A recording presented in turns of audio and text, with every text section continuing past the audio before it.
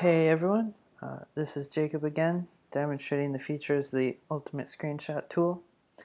So I already have a couple videos on some of the easy scripts that'll just take all your screenshots at once, but I wanted to really go through and show you how to set things up and walk through all the different settings and make sure it's super easy for anyone to understand and use, and to just give you an idea of just how many features it has. So what we're going to do is we're going to start scratch with a whole new scene, um, add some visual interest here, so there.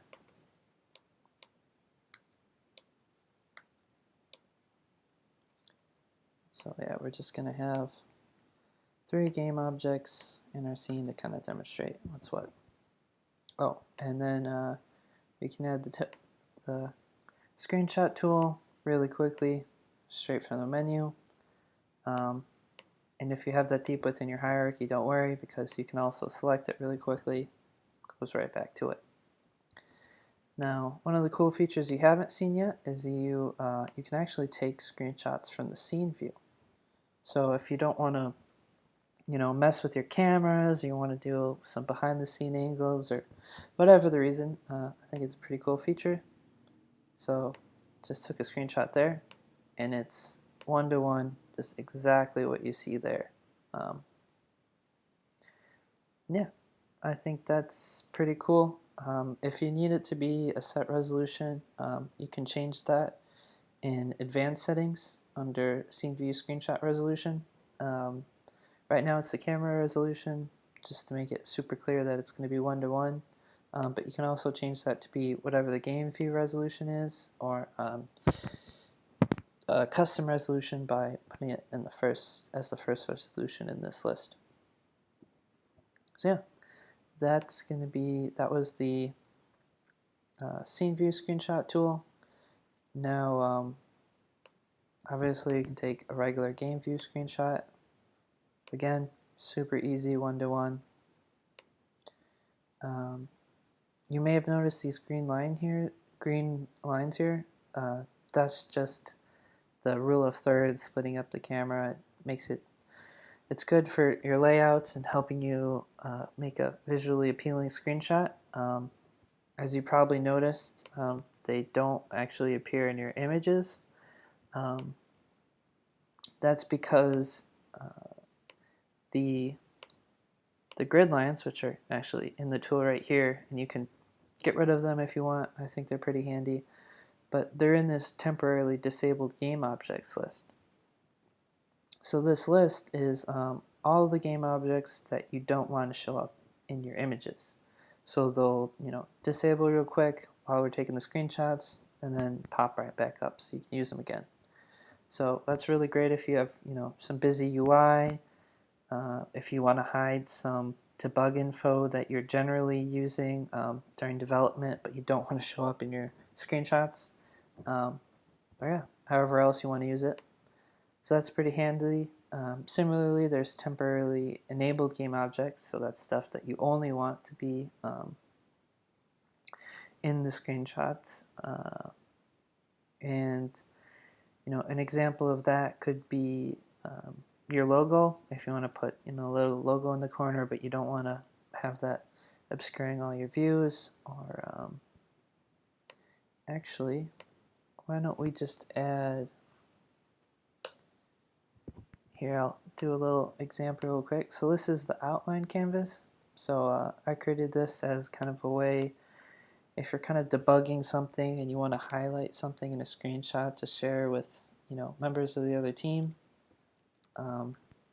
I think it's pretty handy for doing that. So yeah, we'll just focus on the cylinder here. Maybe there's something wrong with it. It should be a different color. But I got that all set up. And now, just as a way of demo, I'll take a quick screenshot. And as you can see, we've got this outline that shows up in our screenshots, but it doesn't show up in our view. But but that could just as easily be a logo or anything else you wanted to put in there.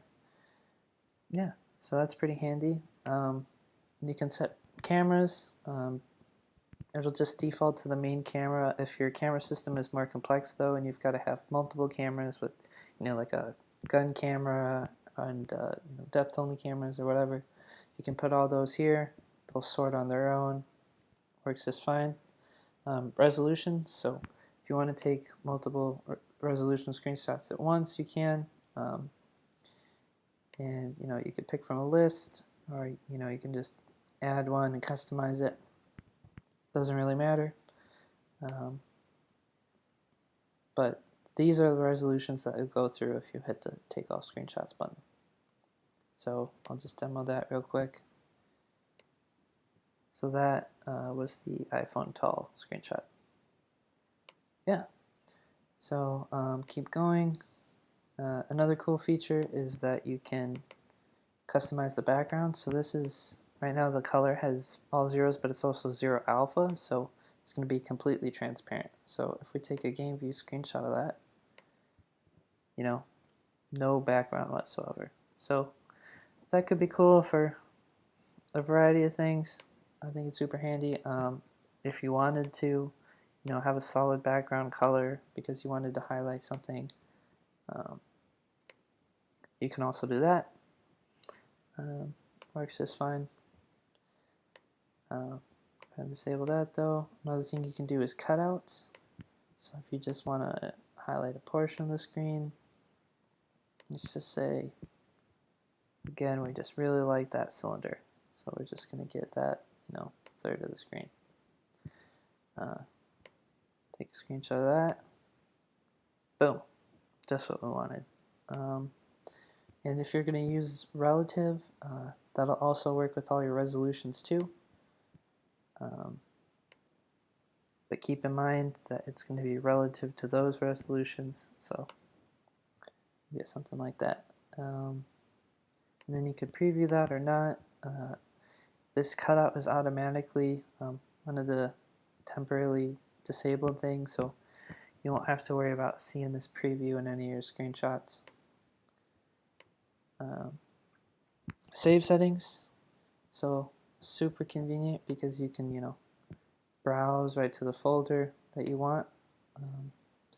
Just save all your screenshots in for the editor.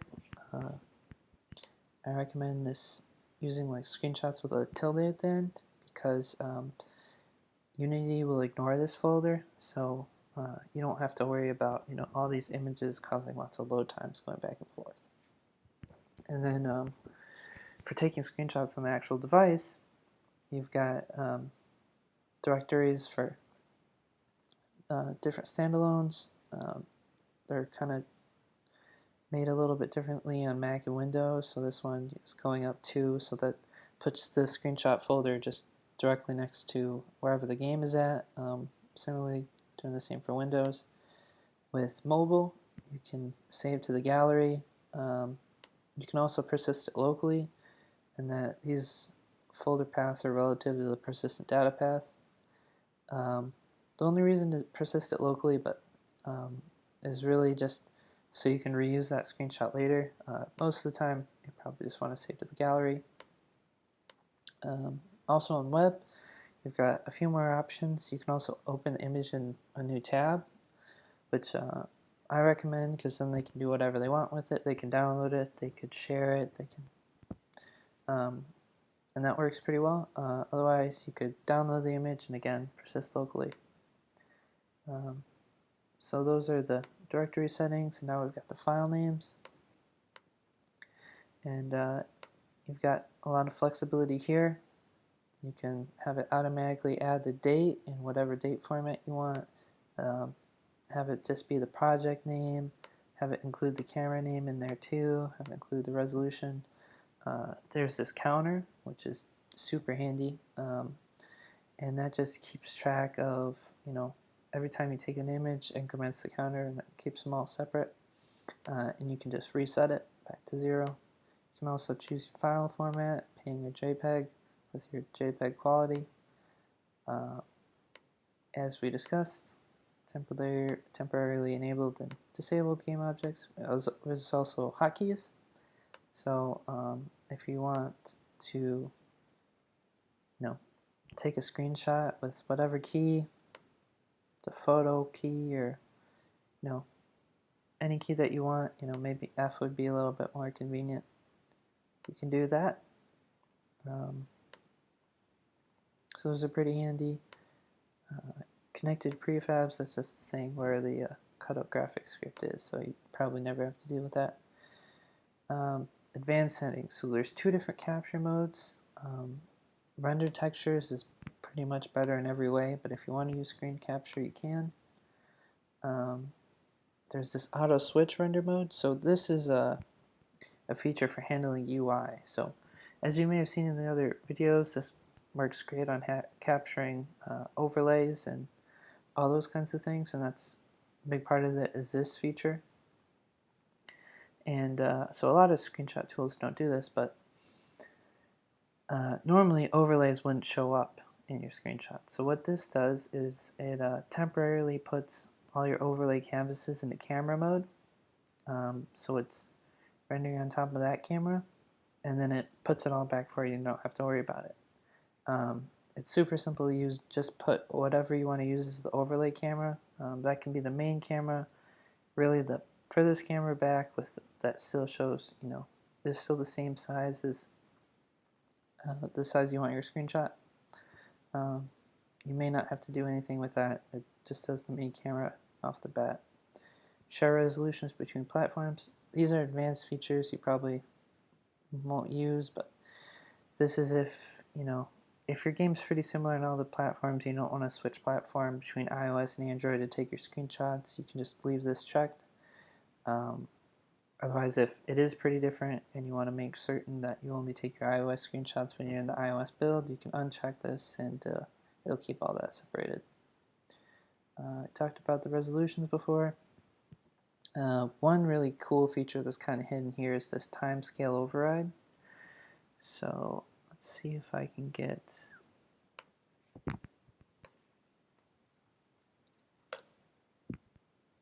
so we'll just do a quick example right here.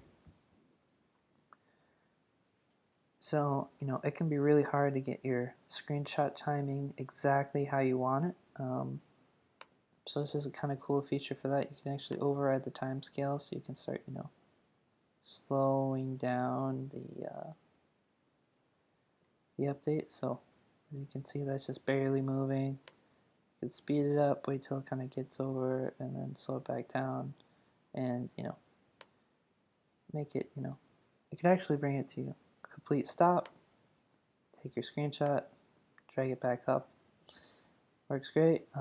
Stop time during capture, you'll probably always want that on. That's to make sure everything stays the same between all the screenshots by overriding the same time scale, but also restores it when it's done.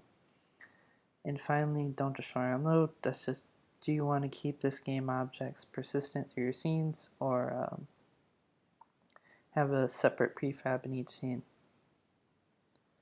Yeah, so that's all that. It works, whether you're playing or not. It works on the editor, it works on devices. It's pretty cool. Let's see if there's anything else. Oh, and there's also an editor window too. You'll need to actually connect that up. It finds the main camera on its own, but you'll need to connect that up to a few things in the scene if you want those features to work, like the cutout. Generally, I recommend having just the end scene prefab, unless you're just taking really quick screenshots, because you can get all the settings that you really want for that scene set up there. You don't have to worry about that. So yeah, I think this is a really great tool. I hope you'll check it out.